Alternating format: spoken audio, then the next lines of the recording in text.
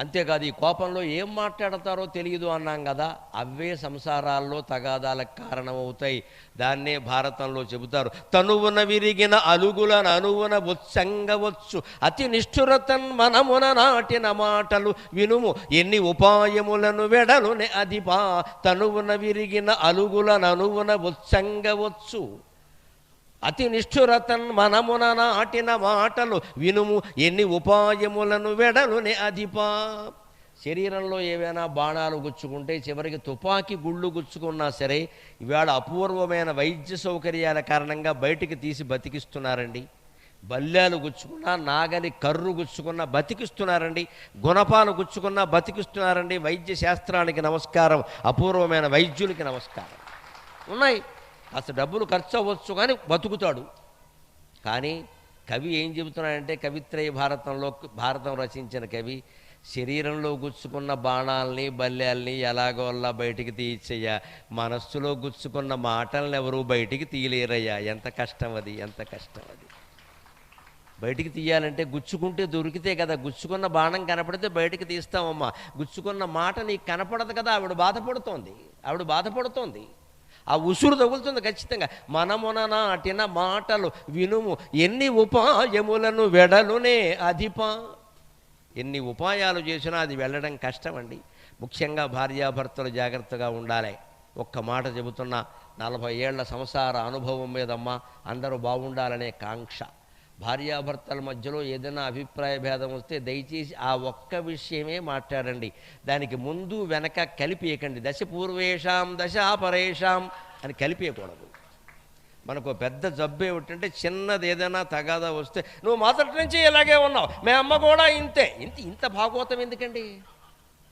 అప్పటికి 25 ఏళ్ళు అయింది పెళ్ళి. మొదటి నుంచి అలా ఉంటే కాపురం ఎలా చేసేవయ్యా? ఈవిడ అంతే, నేను ఏం చెప్పినా నమ్మరో, ఊళ్ళో వాళ్ళు చెప్తే నమ్ముతారు. ఇక్కడ అది వచ్చేసింది. ఇక్కడ ఇప్పుడు ఎక్కువైపోయింది. ఆ మాట మిగిలిపోతుంది. ఇక్కడ అసలు తగాదా పోయింది. ఇది వచ్చింది, ఎంత చేస్తే టిఫిన్ బాగాలేదు, లేకపోతే పెడుతుంటే ఏదో ఉంది, చిన్న విషయం అది. నువ్వు ఎప్పుడు బాగానే చేస్తావు కదా, ఇవాళ ఏమిటి ఇలా చేశావు అంటే ఆ ఇల్లాలు ఎంతో సంతోషిస్తుందండి. ఆ మాట అలా, నువ్వు ఎప్పుడు బాగానే చేస్తావు కదా, ఏమిటి ఇవాళ మర్చిపోయావా అని అడగాలి. అంతే. పిల్లల చేతుల్లోంచి, పెద్దాళ్ళ చేతుల్లోంచి, ఆడాళ్ళ చేతుల్లోంచి ఏదైనా వస్తువు కింద పడవచ్చు, పగిలిపోవచ్చు. అప్పుడు వెంటనే రావాల్సిన, బంగారం లాంటి వస్తువు పడగొట్టేశారు అని పెద్దవాళ్ళు కూడా కామెంట్ చేయకూడదమ్మా. పెద్దవాళ్ళు ముఖ్యంగా ఆడవాళ్ళ కామెంటరీ ఎలా ఉంటుందంటే, కోడలు పడగొడితే అదేమో బంగారపు కొండ, కూతురు పడగొడితే ఓటి కొండ. అది బోర్డు శ్రమ పడింది, అందుకే చేతిలోంచి జారిపోయింది. ఈ కోడల చేతిలోంచి పడిపోయింది కనుక వాళ్ళ అమ్మ అలా నేర్పింది, ఆవిడ వచ్చింది ఇప్పుడు రంగంలోకి. Counter part. ఇప్పుడు తగాదాలు ఎక్కువయ్యాయి. ఇంత చేసి పడిన వస్తువు బయటికి రాలేదు, అది పగిలిపోయింది. వస్తువు పని మనిషి చేతిలోంచి జారిపడిన, పెద్ద మనిషి చేతిలోంచి జారిపడిన ముందు రావలసిన మాట ఏమిటంటే, నీకేం కాలేదు కదా. ఈ మాట రావాలి.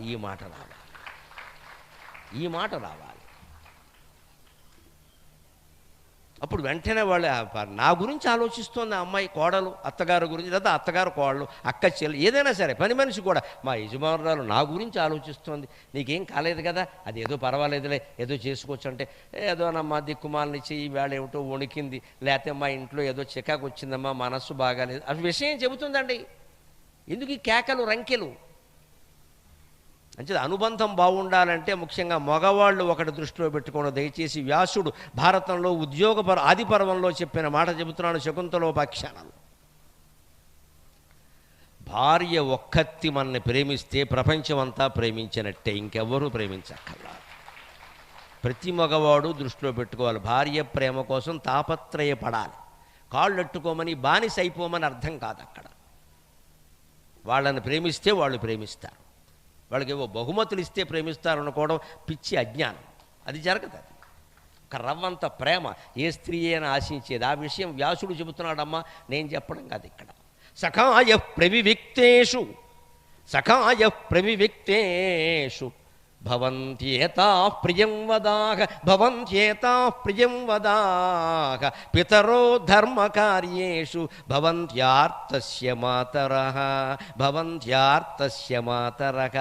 భార్య ఒక్కతి ప్రేమ మనం సంపాదించగలిగితే ఎన్ని ప్రయోజనాలు ఉంటాయి అంటే, సఖాయ ప్రవివిక్తేషు భవంత్యేతా ప్రియం వదాహ. ఏకాంతంలో మగాడు దుఃఖపడుతూ ఉంటాడు, వ్యాపారంలో నష్టపోయాడు, ఉద్యోగం కోల్పోయాడు, యజమాని తిట్లు తిట్టాడు, అంతేగా నష్టపోయాడు. ఎవరికి చెప్పుకుంటాడండి? ఎవరికి చెప్పుకుంటారు? ఇంటికి వస్తాడు ఆ దుఃఖంలో, ఒక్కడిలా కూర్చుని ఉంటాడు, టీ ఇచ్చినా తాగడు, అక్కడ పెట్టేస్తాడు. ఏమిటి టీ తాగట్లేదంటే, ఏం చెప్పడు, బాగులేదంటాడు. వెంటనే భుజం మీద చేసి తల్లి, భార్య తల్లిలా మారాలమ్మా, అక్కడ భార్య కాదు అక్కడ తల్లి. ఏం జరిగింది నాకు చెప్పండి, నాకు కాకపోతే ఎవరికి చెప్తారు మీరు? ఏమైంది చెప్పండి. మా బాసే అంటాడు. వెంటనే ఏదో కోడిపెట్టి మొహం వాడు మొహమా వాడంటే మీరు బాధపడ్డమా అనాలి వెంటనే. ఇక్కడ వాడు మొహం ఎలా ఉన్నా సరే ముందు ఆ బాస్ని పెళ్ళని తిట్టియాలి ముందు. ఈ మాట ఎలాగో వాడికి చెప్పడగా పట్టుకెళ్ళి చాలు. వాడేదో దొంగ కోడి పెట్లు కొట్టేసే మొహం, వాడేదో అన్నాడని మీరు బాధపడతారు. ఎంత అందంగా ఉన్నారు మీరు, ఎంత ఉద్యోగం, ఎంత ఆడేవాడండి మిమ్మల్ని అనడానికే, ఇలా చెప్పియాలంతే. వెంటనే వీడికి పర్వాలేదు, నన్ను తిట్టిన వాడిని ఎవరో తిట్టారు అంతే, చిన్నపిల్లల మనస్తత్వం ఉంటారు అలాగే, ముందు సంతోషంగా ఉంటుంది. అది చెబుతున్నాడు వ్యాసుడు. వివిక్తేషు ప్రవివిక్తేషు, ఏకాంతంగా ఉన్నప్పుడు సఖాయక, భార్య స్నేహితురాలు.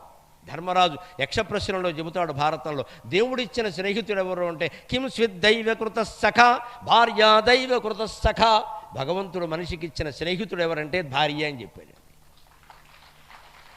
నీకు జీవితాంతం తోడుగా నీడుగా ఉండి నీ కష్టసుఖాల్లో పాలు పంచుకోవడానికి ఒక భార్య పేరు మీద ఒక అమ్మాయిని ఇస్తున్నానయ్యా తీసుకో అని శ్రీ మహావిష్ణువు మనకు కన్యాదానం చేశాడమ్మా. భార్య అంటే అంతే, ప్రతి స్త్రీ లక్ష్మీదేవే, మనం విష్ణువే.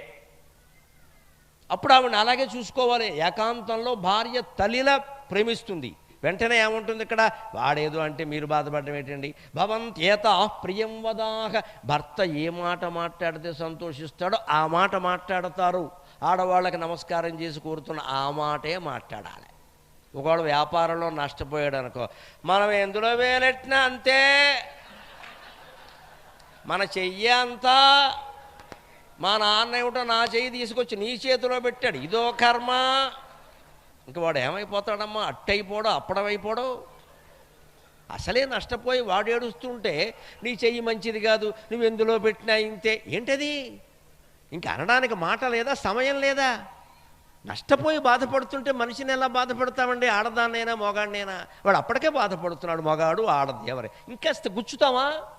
దాన్ని పైశాచికం అంటారు, దీన్ని శాడిజం అంటారు. వాడు అసలే ఏడుస్తున్నాడు, మార్కులు తక్కువ వచ్చాయమ్మా పిల్లాడు, వాడే బాధపడుతున్నాడు అనుకో, వెంటనే తల్లి తండ్రి దగ్గరికి, ఏంటరా మార్కులో బోర్డు మార్కులు లేదమ్మా, పక్క పిల్లాడికి ఎక్కువ వచ్చాడు, వాడు కాపీ కొట్టుంటాడు రా అనేయాలంతే.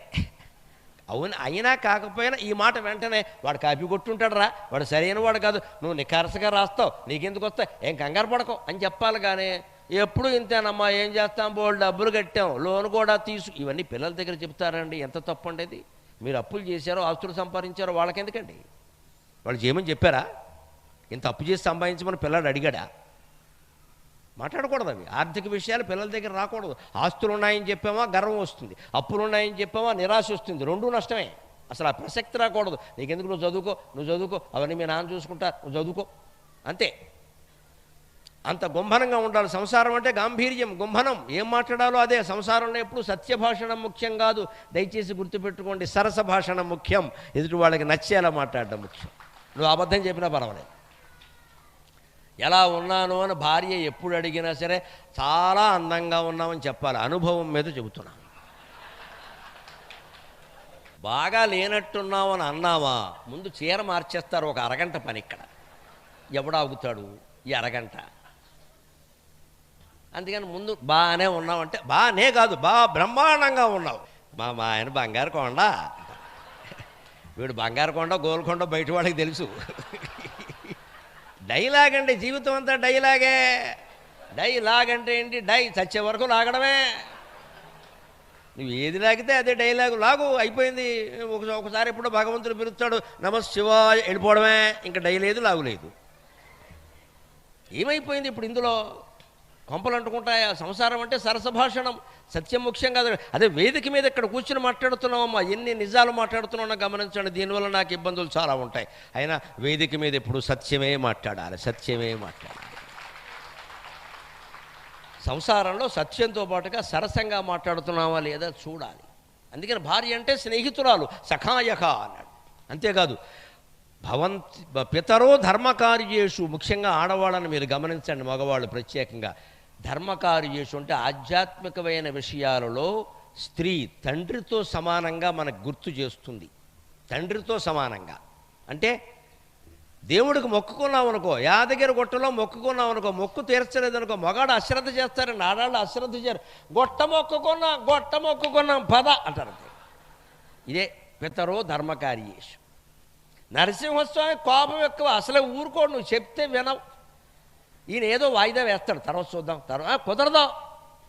మీకు సత్యనారాయణ వ్రతం కథలో గమనించండి. షావుకారు గారు పిల్ల పుట్టకముందే మొక్కుకుంటాడు, మర్చిపోతాడు, వదిలేస్తాడు. భార్య గుర్చేస్తుంది, పెద్ద మనిషి అయ్యాక చేద్దామంటాడు, మళ్ళీ గుర్చేస్తుంది, పెళ్ళయ్యాక చేద్దామంటాడు, పిల్లలు పుట్టాక ఇలా వాయిదా వేస్తూ ఉంటాడు. చివరికి ఈయన చేసేలా లేడని ఆవిడ కూతురు కలిసి వ్రతం చేశారమ్మా. ఆ వ్రతమే ఆ షావుకారు గారిని కాపాడింది. కథలో గమనించండి. ఒక సత్యనారాయణ వ్రత కథ సరిగ్గా అర్థం చేసుకుంటే మన జీవితం అంతా బ్రహ్మాండంగా ఉంటుంది. భర్త వాయిదా వేశాడు, భార్య ఊరుకోలేదు. అదే పితరో ధర్మకార్యేషు. ఆధ్యాత్మికమైన విషయాల్లో, మొక్కుబడుల్లో కానీ, దేవుడికి సంబంధించిన విషయాల్లో కానీ ఆడవాళ్ళు ఊరుకోరండి. వాళ్ళ సున్నితమైన మనస్సు, అమ్మో దేవుడు ఏదో చేసేస్తాడు బాబోయ్ అని ఉండాలి. ఆ భయం మంచిది. దైవభక్తి పాపభీతి లేకపోతే సమాజం ఏమిటి? అందుకని వాళ్ళకి ప్రాధాన్యం. అంతేకాదు మాతరక భవంత్యార్తస్య మాతరక అన్నాడు. ఆర్తితో మగవాడు బాధపడుతూ ఉంటే ఆయన ఒక పిల్లాడు అనుకుని ఒళ్ళో పడుకోబెట్టుకుని ఓదార్చే శక్తి భార్యకే ఉందండి, ఇంకెవరికి లేదు. నీకెందుకయ్యా ఫిల్టర్ కాఫీ తాగవయ్యా శుభ్రంగానో, నేను చూసుకుంటాను కదా. ఏమైంది, డబ్బు నష్టమైంది అంతేనా?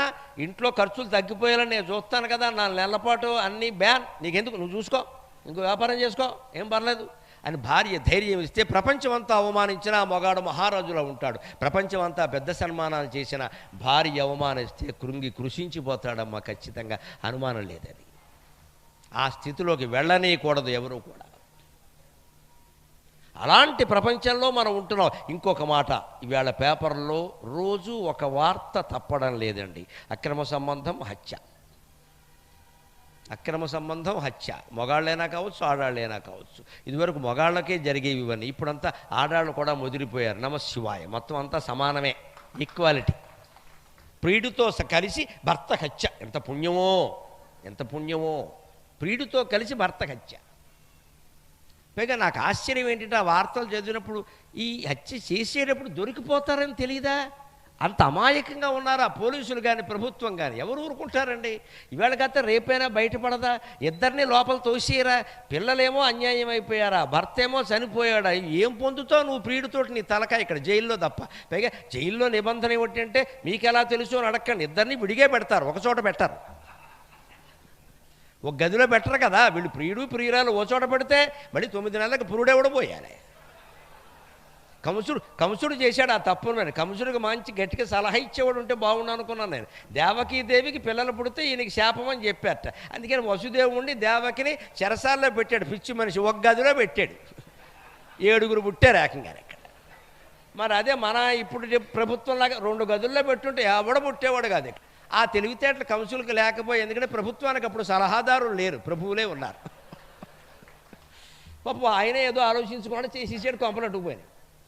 మరి ఏదైనా భార్యను చంపినా, భర్తను చంపినా, అక్రమ సంబంధం కోసం చంపితే బయటపడదా? అప్పుడు శిక్ష కదా. పిల్లలు అనాథలయ్యారు, మనమేమో జైల్లో ఉన్నాం. ఏం బావుకున్నావు, ఏమొచ్చింది? దానికి మనకు సుందరకాండే ప్రమాణం అండి. సీతాదేవి దగ్గరికి రావణాసురుడు వచ్చి ఇష్టం వచ్చినట్టు మాట్లాడుతుంటే, అంత అందంగా ఉన్నావు, ఇంత అందంగా ఉన్నావు, నీ మీద నాకు కాంక్ష, నిన్ను పెద్దరాణిని చేస్తా అన్నాడు. ఎవడైనా ఇలాగే అంటాడు. అక్కడ పెద్దరాణి మండోదరు ఉంది. అక్కడ సీతాదేవి వచ్చే సమయానికి, వాడు తీసుకొచ్చే సమయానికి రావణాసురుడు బలవంతంగా తీసుకొచ్చిన మహిళలు 26 ఉన్నారమ్మా. ఈవిడ నెంబర్ 27. రామాయణం చదివితే అర్థం. అంత స్త్రీ వ్యామోహం వాడికి. ఈ 26 మందితోనూ ఇదే డైలాగ్ వేశాడు కదా వాడు, నువ్వే మహారాణి. ఆ మాట ఇప్పుడు ఈవిడ దగ్గర ఉంటున్నాడు. ఆవిడ ఏం చెప్పి మిగిలిన వాళ్ళు ఎలా చెప్పారో తెలియదు, కానీ సీతాదేవి ఏమందో తెలుసా? యథా తవ తథాన్యేషాం నా దారారక్ష నిశాచర. ఏం ఆలోచిస్తున్నావయ్యా? నీ భార్య విషయంలో ఒక న్యాయమా, ఇతరుల భార్య విషయంలో ఒక న్యాయమా? నువ్వు పరిపాలకుడువా? లంక వాళ్ళు ఎంత దౌర్భాగ్యులయ్యా, నిన్ను రాజుగా ఎంచుకున్నారు. నీ భార్య విషయంలో నీకో న్యాయం, ఇతరుల భార్య అయితే వేరే న్యాయం. నువ్వేం పరిపాలకుడివి? యథా తవ తవాన్యేషాం దారారక్ష్య నిశాచర ఆత్మానవపమం కృత్వా ఆత్మానవపమం కృత్వా స్వదారేషు చరమ్యత స్వేషు దారేషు రమ్యతాం ఆత్మానముపమం కృత్వా స్వేషు దారేషు రమ్యతాం. నీకేం భార్య సౌఖ్యం లేదా? నీ భార్య స్త్రీ కాదా? ఆవిడ యవ్వనంలో ఉండగా నిన్ను చేసుకోలేదా? ఈపాటి కామభోగాలు నువ్వు మండోతరుతో కానీ ఇతరులతో కానీ అనుభవించలేదా? మళ్ళీ నన్నెందుకు ఇక్కడ బలవంతం చేస్తున్నావు అని నిఖార్సుగా ధైర్యంగా ప్రశ్నించిందమ్మా ఆవిడ. ఊరికే చేతులు ముడుచు కూర్చోలేదు, అక్కడ ఎవరినో ప్రార్థిస్తూ కూర్చోలేదు సీతాదేవి. చాలా ధైర్యంగా వాడు గోబ వాచిపోయేలా మాట్లాడింది. అందుకోసం సుందరకాండ చదివితే పనులు అవుతాయన్నారు. ధైర్యం వస్తుంది, ముందు ఆపదను ఎదుర్కొనే ధైర్యం వస్తుంది. యథా తవ తథాన్యేషాం దారారక్ష్య నిశాచర. ఓ రాక్షసరాజా, నీ భార్యల్ని నువ్వు ఎలా కాపాడుకుంటావో ఇతరులు వారి భార్యలను అలాగే కాపాడుకుంటారు కదా. నీకో న్యాయం, వారికో న్యాయం ఉంటుందా? ఆత్మాన ఉపమం కృత్వా. నీ భార్య మీద ఎవడైనా కన్నేస్తే నన్ను ఇక్కడికి నువ్వు బలవంతంగా తీసుకొచ్చినట్టే మండోదరుని ఎవడైనా తీసుకెడితే నువ్వు ఊరుకుంటావా? మరి నీ భార్య అయితే నీకు సొంతం అయిపోవాలా? ఇతరుల భార్యలు వాళ్ళ నుంచి నీ దగ్గరికి వచ్చి ఇవ్వాలా? ఏమైనా న్యాయమేనా? పరిపాలకుడు ఆలోచించే విధానమేనా ఇది? ప్రజల్ని పరిపాలించే నువ్వే ఇలా ఉంటే సామాన్యులు ఎలా ఉంటారయ్యా? యథా రాజా తదా ప్రజా అంటారు కదా అని ధైర్యంగా ప్రశ్నించింది ఆవిడ. ఆత్మాన ఉపమం కృత్వా స్వేషు దారేషు రమ్యతాం. నీ భార్యలతో నువ్వు సుఖాలను అనుభవించాలంటే ఆత్మాన ఉపమం కృత్వా, నిన్నే ఉపమానంగా నువ్వు చూసుకో. అంటే మనకు తప్పు చేయాలనిపించినప్పుడు ఎప్పుడైనా సరే ఎలా ఆలోచించాలంటే, ఇదే పని అవతల వాళ్ళు చేస్తే ఎవరి భార్యనో చూడగానే నాకు వ్యామోహం కలిగింది, నేను అక్కడి నుంచి ఎస్ఎంఎస్లు పంపడం మొదలుపెట్టానే, ఎవడైనా నా పెళ్ళానికి ఎస్ఎంఎస్లు పంపిస్తే నా పరిస్థితి ఏమిటి? ఇక్కడ అలా జరగలేదని ఏమైనా ఉందా? ఇక్కడ అన్యోన్య దాంపత్యం అంటారు. సరదాగా నేను ఏమంటారంటే, వారికి అన్య సంబంధాలు ఉంటాయి, వీరికి అన్య సంబంధాలు ఉంటాయి, అదే అన్యోన్య దాంపత్యం అంటే. ఎవడు చెప్తాడండి ఇక్కడ? ఎవరు స్మార్ట్ ఫోన్లు వచ్చాక ఎవరు నమ్మే పరిస్థితి లేదండి. ఇప్పుడు గట్టిగా ఫోన్ నాకు ఇయ్య అన్నాం అనుకో, నేను ఎందుకు ఇవ్వాలి? ప్రైవసీ, నాకు స్వేచ్ఛ. అదేమిటండి? భార్యాభర్తల మధ్యలో ప్రైవసీ ఏమిటమ్మా? ఫోన్ అక్కడ హాల్లో పెట్టాలి, భర్త చూసినా ఏమనకూడదు, నువ్వు తప్పు చేయకపోతే నిలబడాలి. భర్తేనా అంతే, ఫోన్ అక్కడే పెట్టాలి. భార్య చూసి ఏదైనా అడిగితే చెప్పాలి. ఇక్కడ నన్ను అడగడానికి నువ్వెవరంటే సంబంధం ఎందుకు? ఇక్కడ దాంపత్యం ఎందుకు? ఫోన్ ప్రైవసీ ఏమిటంటే అర్థం లేకుండా. ఒకరి ఫోన్లో ఒకరికి సమస్త విషయాలు తెలియాల్సిందే, లేకపోతే సంసారాలు నిలబడమండి ఇక్కడ.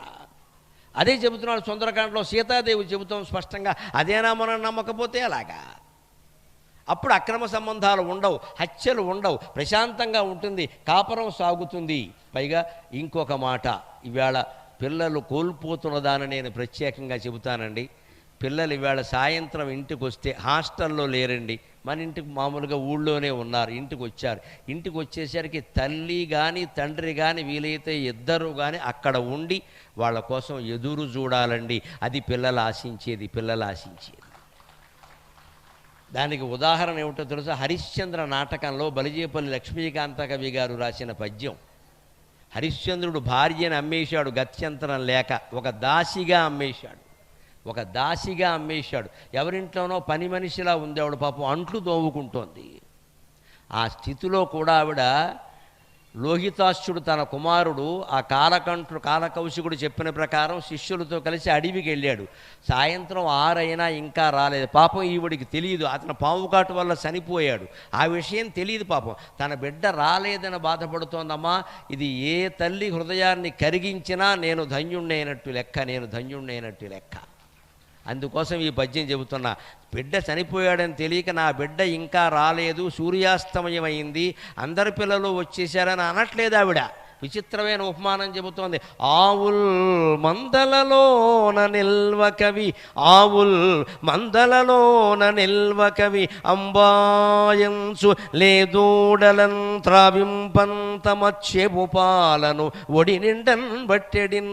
ఆవుల్ మందలలోన నిల్వకవి, అంబాయంసు లేదూడలన్ త్రావింపన్ తమ చేపు పాలను ఒడి నిండన్ బట్టెడిన్. ముక్కులం దేవో ధాన్యపు కంకులందుకొని అబ్డే గుండ్లకుంజేరెను ఆరావంబుల్ సెలగన్ పులుంగులు.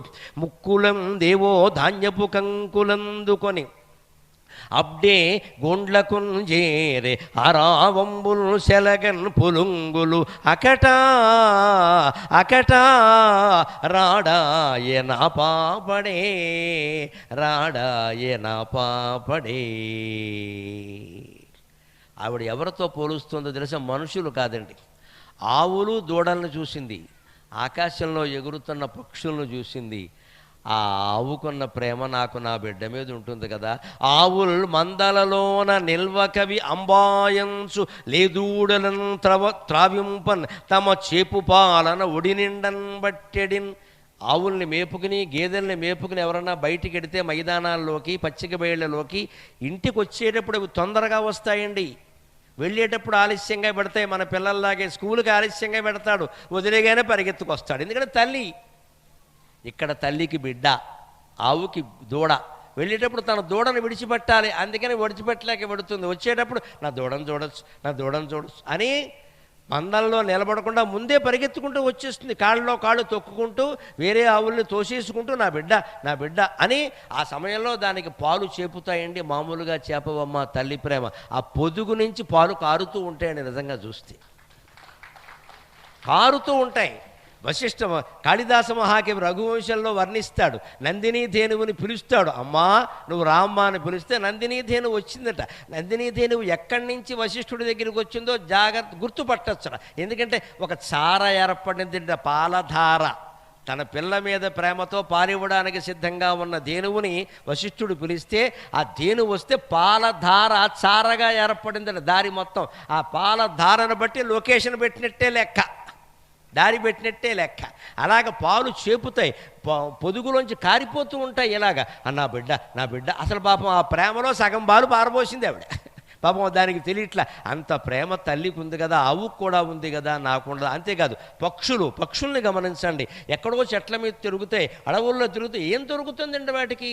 ఇన్ని రకాల పథకాలు ప్రభుత్వం వారు పెట్టారు. పక్షులన్నిటికీ ఉచితంగా నెలకో 2000 అని ఎవడూ పెట్టలేదు ఇంతవరకు.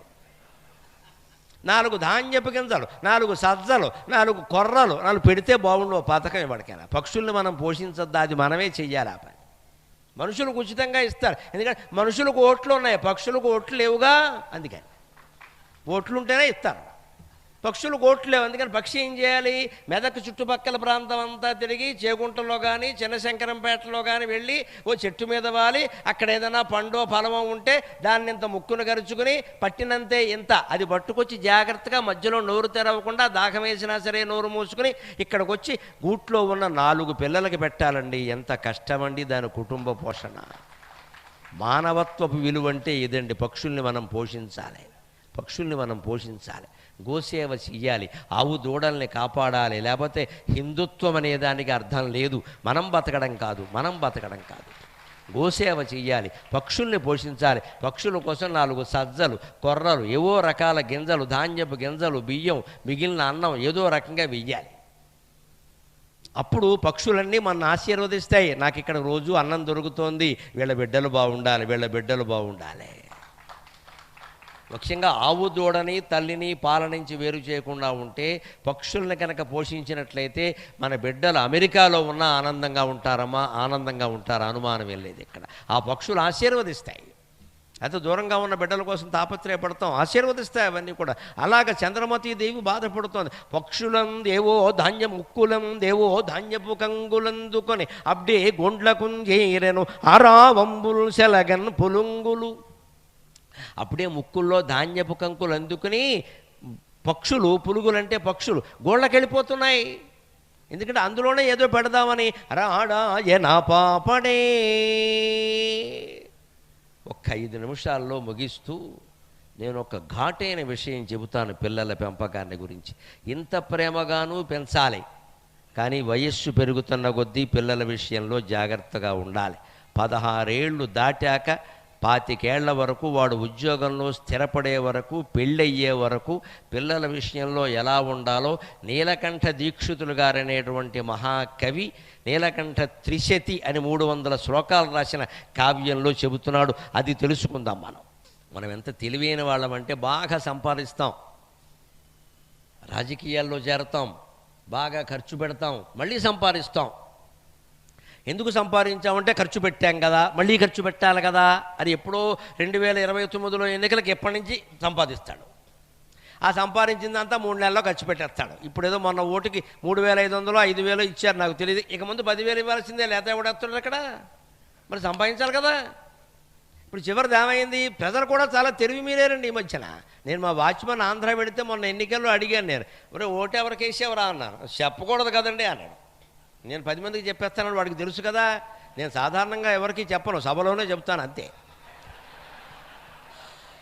వాడికి తెలుసు మీకు చెప్తే ప్రమాదం అండి, మీకు చెప్పను. ఫోన్లే చెప్పొద్దులే, ఎవరైనా డబ్బులు ఇచ్చారా అన్నాను. 2 ఇచ్చారన్నారు. ఇప్పుడు నాకు ఆ 2 పార్టీల వాళ్ళకంటే మా వాచ్మెన్నే తెలివైన వాడు అనిపించాడు. 2 ఇచ్చారు. మరి ఓటు ఎవరికి వేసేవరా అన్న. నాకు ఇష్టమైన వాళ్ళకి వేసా. అంటే వీళ్ళు ఎంత వెర్రివేదవులు అయ్యారు 2 పార్టీల వాళ్ళు. వాడికి ఇష్టమైన వాడికి ఓటు వేస్తుంటే వీళ్ళు ఎందుకంటే డబ్బులు ఇవ్వడం పనిలేక. ఇదో భ్రమ. జగన్ మిథ్యాన్ని శంకరాచార్య ఎందుకే అన్నారు, పెద్ద మాయ. మనం మాయలో పడ్డాం అనుకోకుండా నాయకులు కూడా మాయలో పడ్డారు. 100 కోట్లు 200 కోట్లు 300 కోట్లు ఖర్చు పెడుతున్నారని. నేను పిచ్చా వెర్రా, ఏమవుతావు ఎమ్మెల్యే అయ్యాక? 300 కోట్లు నీకు ఎలా వస్తాయి? ఎవరిని వస్తున్నావు టోపీ పెట్టకుండా?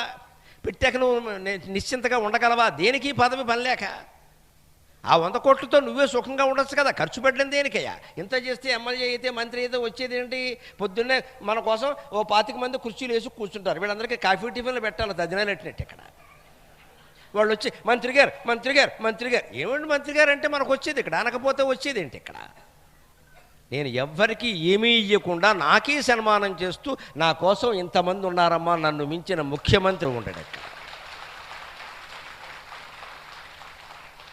నన్ను మించి పెద్ద పదవిలో ఉన్నవాడు ఎవరో ఉన్నాడని నేను అనుకోవట్లేదండి. నాకు జన హృదయంలో పీఠం ఉంది, నాకు వేరే పీఠం అక్కర్లేదు. నేను కాలు కింద పెట్టే పని లేకుండా కార్యకర్తలు చూసుకుంటున్నారు మహారాజులాగా. ఇంకా మెదక్కు వస్తుంటే మబ్బు మూసిందని తెలియగానే 4 గొడుగులు పట్టుకుని నిలబడ్డారు అక్కడ. ఏకఛత్రాధిపత్యం అంటే గొప్ప అయితే నాకు 4 ఛత్రాధిపత్యం ఇక్కడ.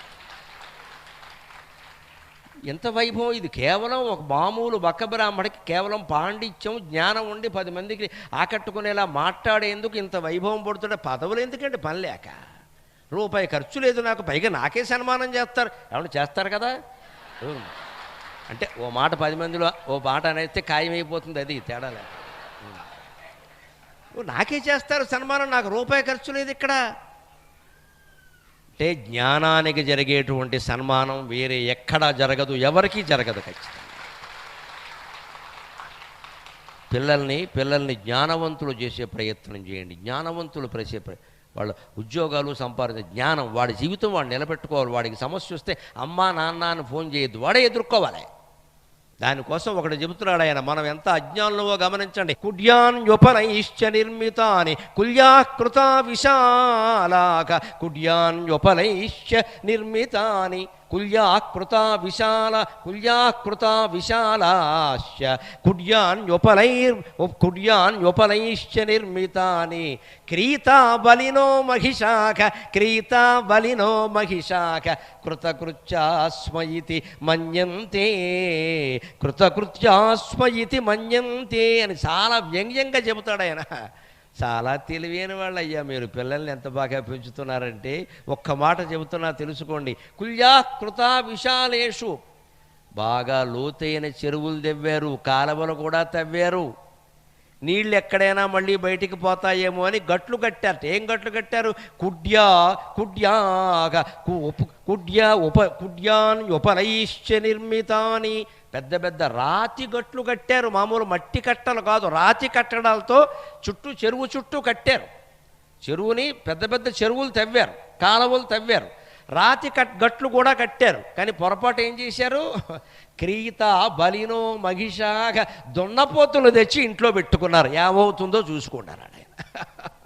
పెద్ద చెరువులు తెవ్వారు, రాతి గట్లు కట్టారు, దున్నపోతుల్ని పెంచుతున్నారు. దున్నపోతుల్ని ఎవడైనా దొడ్లో పెడతాడు, మీరు మీ ఇంట్లో పెట్టుకున్నారు సంతానం రూపంలో.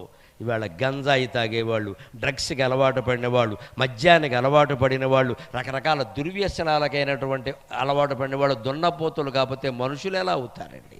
మనుషులు ఎలా అవుతారండి?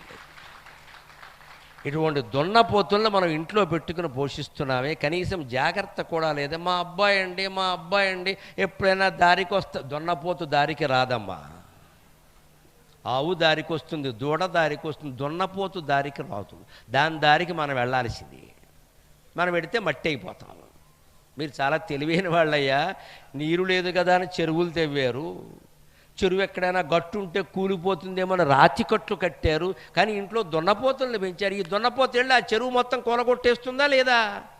ఆ కట్ట మొత్తం రాతి కట్టడమైనా కూలగొట్టేస్తుంది, ఆ నీళ్ళన్నీ పాడు చేసేస్తుంది, బురదంతా పేకొస్తుంది. అంటే కొడుకు అనేవాడు ఒక్కడు చెడిపోయిన తర్వాత, మిత్రమా నువ్వేమనుకోకు, సూటిగా మాట్లాడడం నాకు అలవాటు. కొడుకు అనేవాడు చెడిపోయిన తర్వాత, కూతురు అనేది చెడిపోయిన తర్వాత నీకు 1000 కోట్లున్నా దండగే, 1000 కోట్లున్నా దండగే.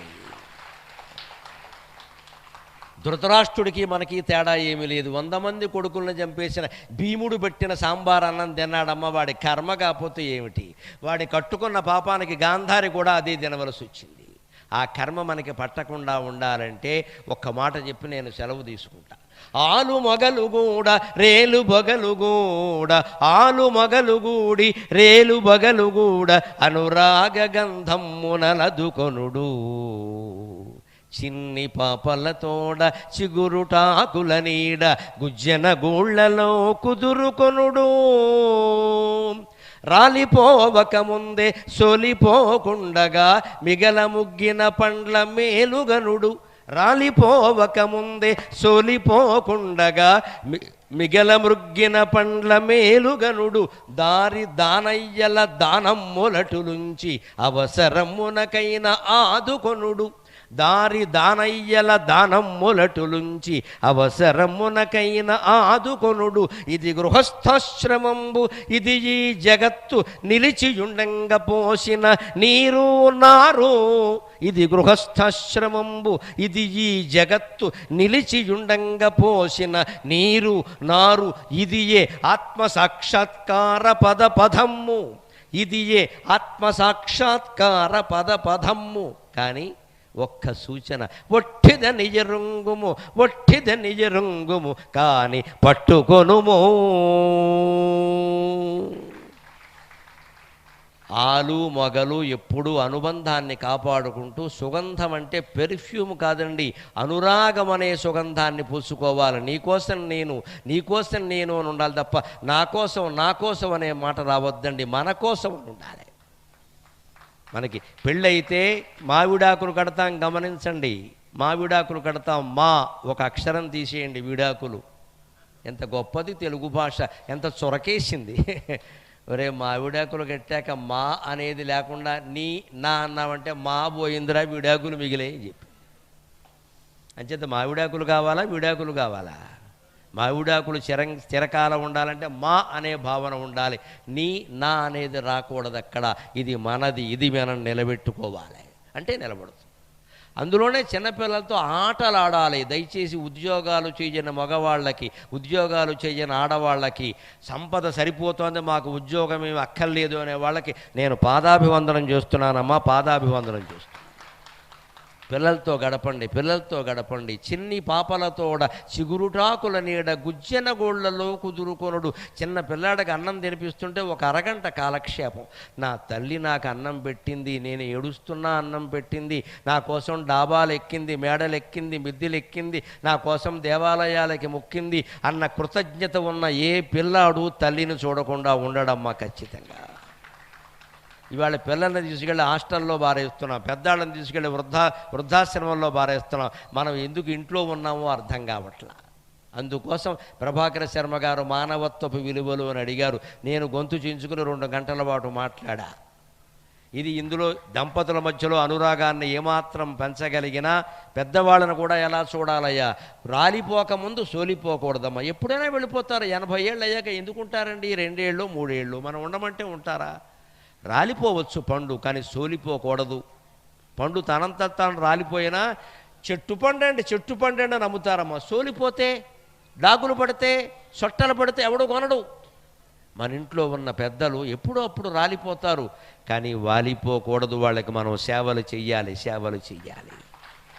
అంతేకాదు, కుటుంబాలన్నీ బాగుండాలంటే డబ్బు ముఖ్యం. దానం ఇవ్వచ్చు.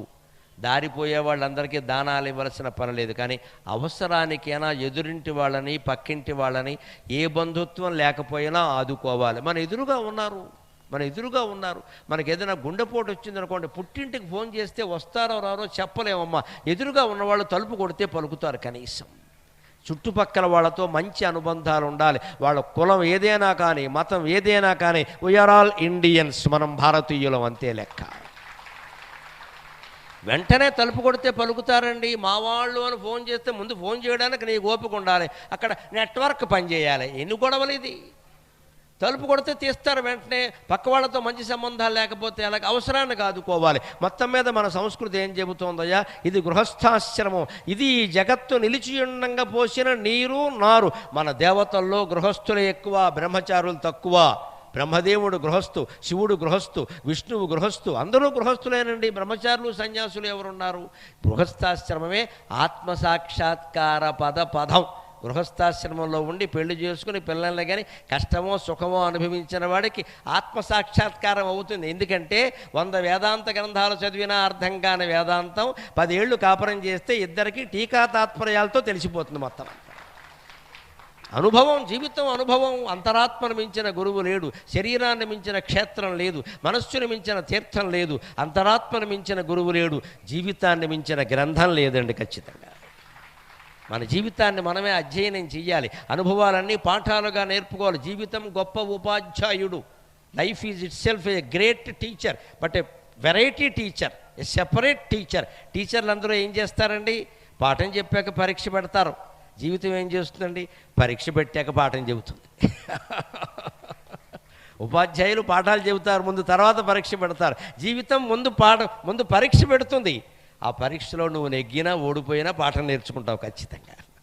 అంచేత జీవితం గొప్ప ఉపాధ్యాయుడు, కానీ ఉపాధ్యాయుడి కంటే భిన్నంగా ఉంటుంది. ఆయన ముందు పాఠం చెప్పి తర్వాత పరీక్ష పెడతాడు. జీవితం ముందు పరీక్ష పెట్టి తర్వాత పాఠం చెబుతుంది. మనం సొంతంగా నేర్చుకున్న పాఠం అది ఏమిటంటే, ఆత్మసాక్షాత్కారం పొందాలన్నా గృహస్థాశ్రమమే ఒక్కటే. దాన్ని నిలబడి గెలవాలి అంటే ఒట్టిదని ఎరుంగుమో అని రాసిన పద్య. అది ఒట్టి మాయ. శంకరాచార్య చెప్పింది బ్రహ్మ సత్యం, జగన్ మిథ్య. నీ బోడి సంసారం ఎంత ఎక్కడ?